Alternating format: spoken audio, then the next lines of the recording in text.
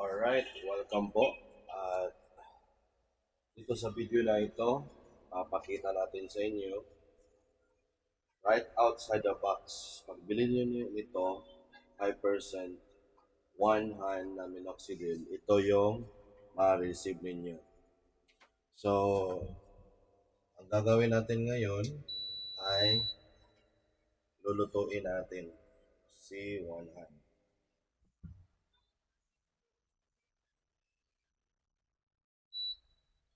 Yan, 2, 3. So, antay-antay lang tayo. Lagay natin ito. At itabi muna natin. Yan, number 2. Okay, sana nakikita ninyo. Number 2 yan. Yan nandyan. Number 2.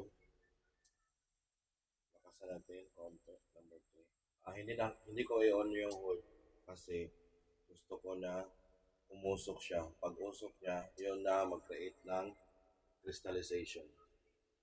Sige, abang-abang muna tayo. So, andito si one hand at sinisiguro natin na hindi natin pinagkaalaman si one hand. Ito mismo yung dropper niya. Yan. Yan. Buksan natin. Hindi natin pinagkaalaman yan. Yung minoxidil talaga. Meron siyang QR code. So, sa nakikita sa camera, scan nyo. Yan.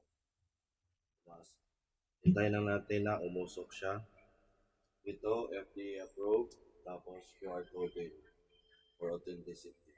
Okay? So, tabi natin dito. Ito lang siya.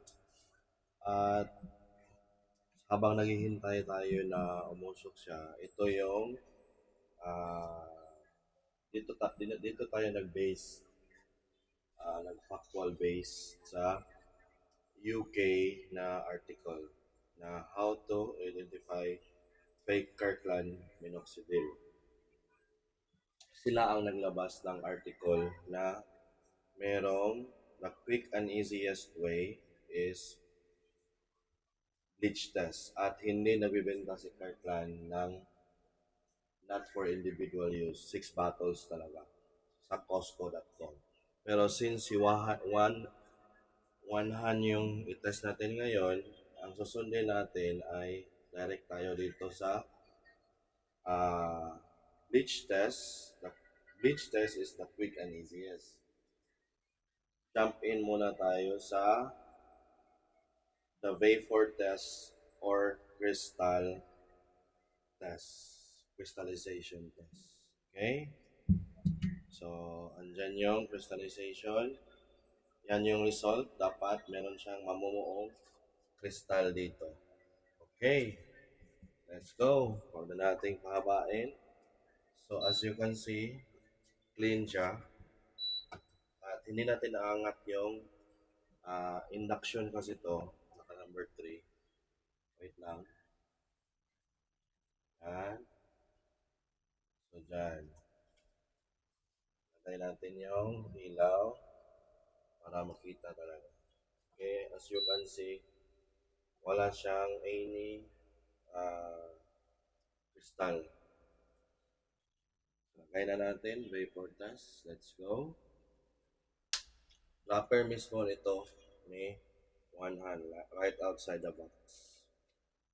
One hand test, 1 ml test. So, secure natin na hindi siya mapapon kasi magamit pa natin. Let's go. Okay. Wait lang. Camera natin.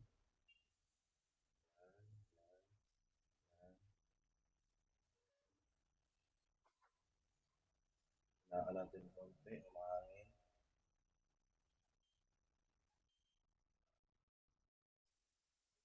Ayun. Okay. Evaporate ang hangin. So, 1 ml. Antayin lang natin. Okay, antayin natin. So, kapit natin konti yung ilaw.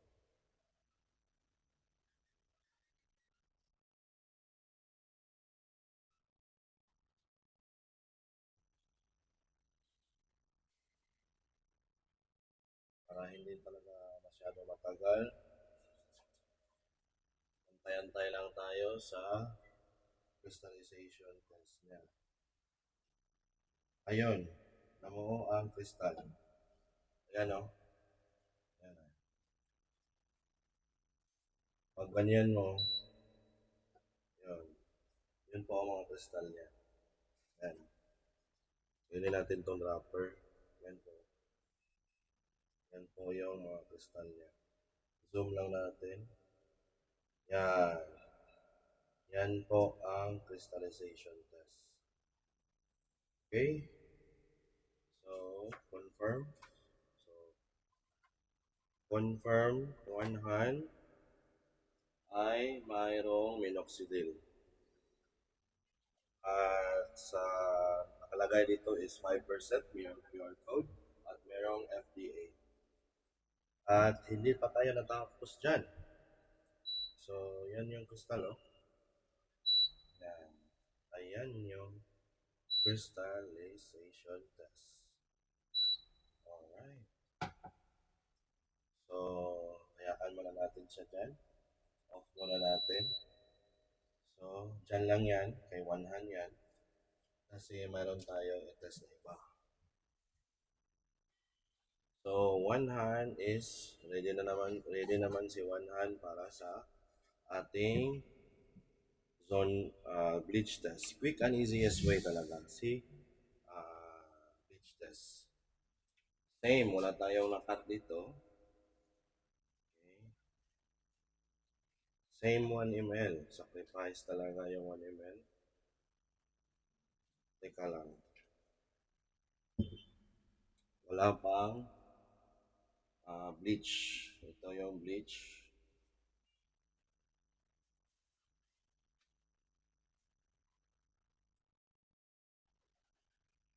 Ganyan yung bleach. Enough na makover niya yung area.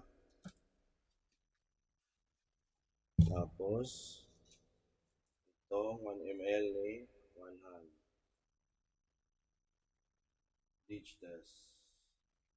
Wow. Kita nyo talaga. Itong orange na yun.